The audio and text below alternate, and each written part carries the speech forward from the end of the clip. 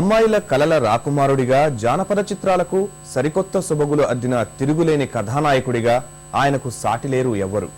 సాంఘిక చిత్రాలకు పనికొస్తాడా అనే విమర్శలకు సమాధానంగా సంసారం చిత్రంతో మెప్పించారు. ఇక వరుసగా సాంఘిక చిత్రాల్లో నటించి క్లాస్, రొమాంటిక్ హీరోగా అందరి ప్రశంసలు అందుకున్నారు. మిస్సమ్మ, రోజులు మారాయి చిత్రాలతో ప్రేక్షకులకు మరింత దగ్గరయ్యారు. అక్కినేని చిత్రాలన్నిటా సమాజ సకల జీవన రంగాల్ని పట్టిచూపే రాగ లయ తొణికిసలాడుతూ ఉంటుంది. తెలుగునాట మూగ ప్రేమకి భాష్యం చెప్పినవాడు అక్కినేని. దబంతి పువ్వులో మూగ కళ్ళ ఊసులు ఎనక జన్మ బాసలు ఎందరికీ తెలుసులే.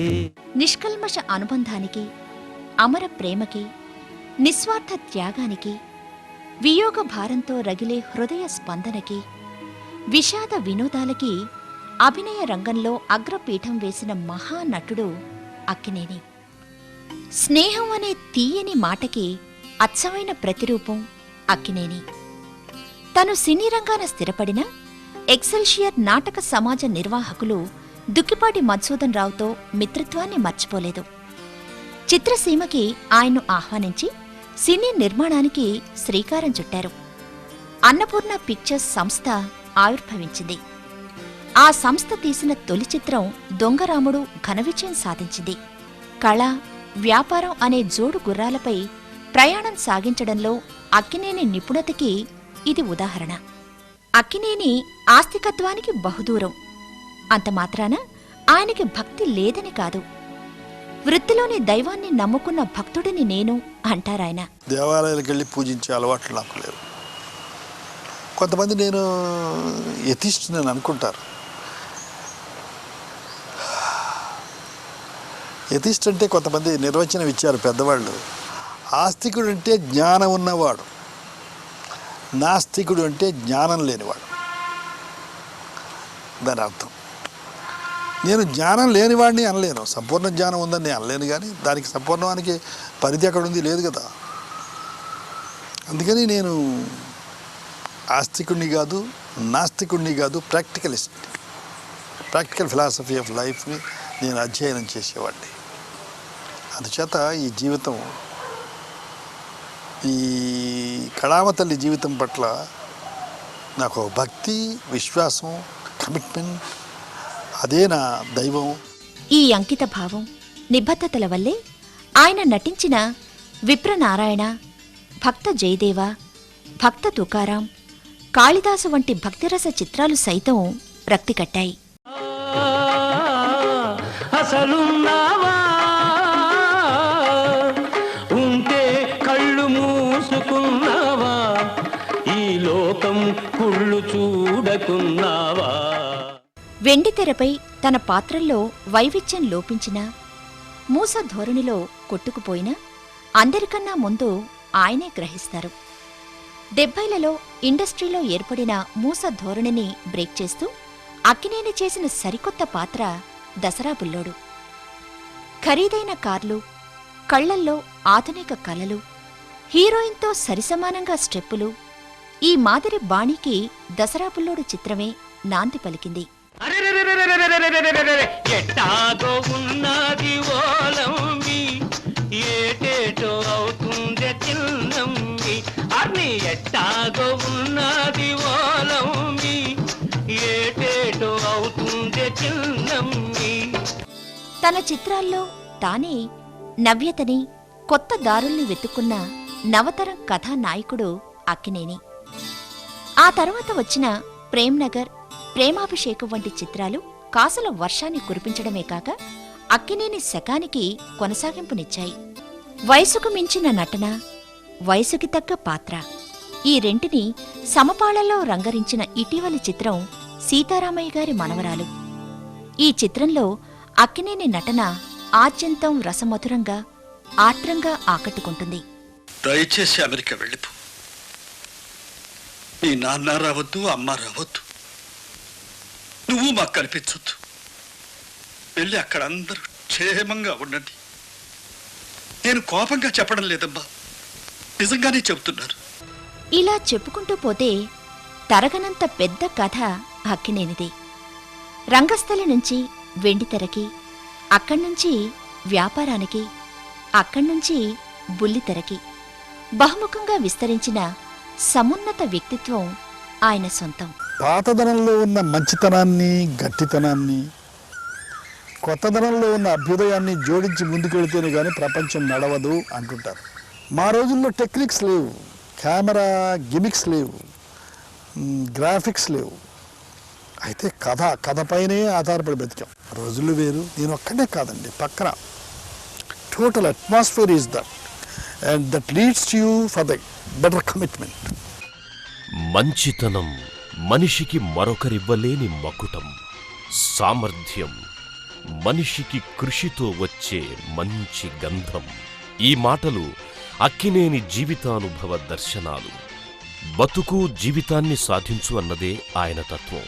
తను నమ్మిన నీతిని ఆచరించడం, నిజాయితీగా ముందుకు సాగడం ఆయన జీవన వేదం.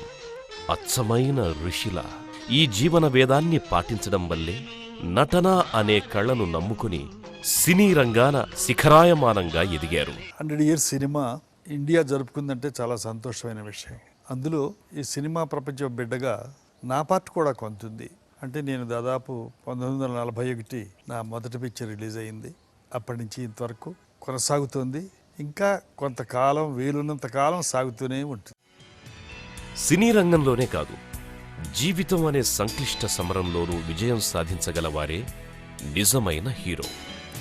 ఈ ప్రశంస అక్కినేనికి చక్కగా సరిపోతుంది. అప్పట్లో విడుదలైన బాలరాజు చిత్రం ఆయనకి మరింత పాపులారిటీ తెచ్చిపెట్టింది. ఉంగరాల జుట్టున్న అందాల హీరోని అమ్మాయిలు తమ కలలో రాకుమారుడిగా భావించుకున్నారు. నాకు సంబంధించిన వారు చెప్పడం మూలంగా మా మామగారు కొద్దిపల్లి వెంకటనారాయణ గారు దెందులూరు, ఆయన కూతుర్ని ఇస్తామన్నారు. నా పెళ్లి 1949 February 18th జరిగింది. నేను ఎక్కడ ఏ సినిమాకి 2 రోజులు దాటితే ఎక్కడికి షూటింగ్కి వెళ్ళినా ఆవిడని వెంట తీసుకెళ్తూనే ఉండేవాడిని. నా వెనక ఎప్పుడు ఉంది అన్నపూర్ణ. ఒక వృద్ధిలోకి రాతగ్గవాడికి మంచి భార్య కూడా అనునయంగా ఉంటే, ఏ సందేహాలు లేకుండా ఉంటే ఆ సుఖం ఎంత అని చెప్పలేం. అన్నపూర్ణ అక్కినేని జీవితంలోని ప్రతి సందర్భంలోనూ ఆత్మీయ భావనతో చేదోడుగా నిలిచింది. శక్తివంతురాలైన అన్నపూర్ణను తలుచుకుంటే నా మనసు గర్విస్తుంది అంటారు అక్కినేని. తెలుగు చలనచిత్ర పరిశ్రమలో అన్నపూర్ణ స్టూడియోస్ నిర్మాణం ఒక ఉజ్వల ఘట్టం. ఈ సువర్ణాధ్యాయానికి సూత్రధారి అక్కినేని నాగేశ్వరరావు. 1970వ దశకంలో తెలుగు చిత్ర పరిశ్రమ హైదరాబాద్కి తరలివస్తే బావుంటుందని రాష్ట్ర ప్రభుత్వం ప్రణాళికను రూపొందిస్తోన్న తరుణమది. ఆ రోజుల్లో ఎక్కడో ఊరి అవతల కొండల్లో గుట్టల్లో స్టూడియో నిర్మించాలని ఆయన భావించినప్పుడు అందరూ ఆయన్ని వింతగా చూశారు. 33 సంవత్సరాల సంపదనంతా అందులో ధారపోయడాన్ని చూసి ఇంతటితో అక్కినేని పని సరి అనుకున్నవారు లేకపోలేదు. అయినా అక్కినేని పట్టుదల సడలలేదు.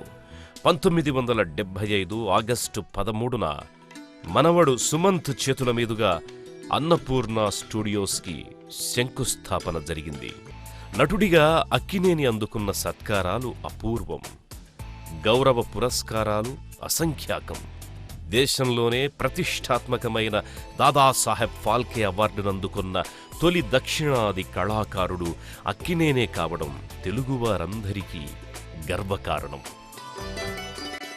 70 వసంతాల నట జీవితంలో అక్కినేని అందుకున్న అవార్డులెన్నో.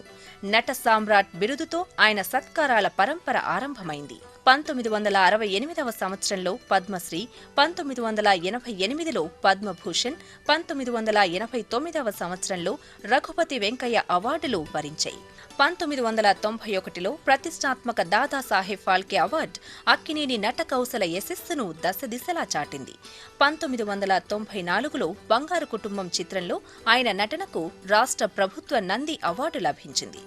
1995లో తమిళనాడు ప్రభుత్వం అన్నా అవార్డ్, 1996లో రాష్ట్ర ప్రభుత్వం ఇచ్చే ప్రతిష్టాత్మక ఎన్టీఆర్ నేషనల్ ఫిల్మ్ అవార్డులు ఆయన్ను వరించాయి.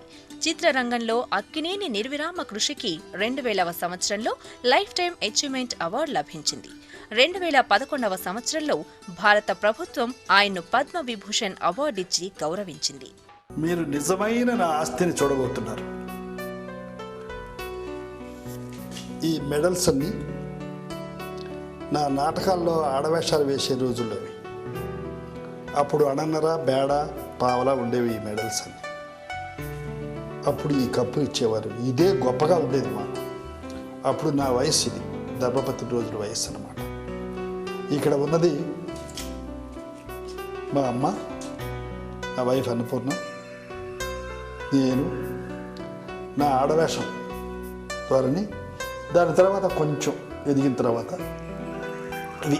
దాని తర్వాత పెద్ద కప్పులు ఇవ్వడం మొదలుపెట్టారు. దాని తర్వాత షీల్డ్స్ ఇవ్వడం మొదలుపెట్టారు. దాని తర్వాత అనేక రకాల ప్రజెంటేషన్స్ ఇవ్వడం మొదలుపెట్టారు.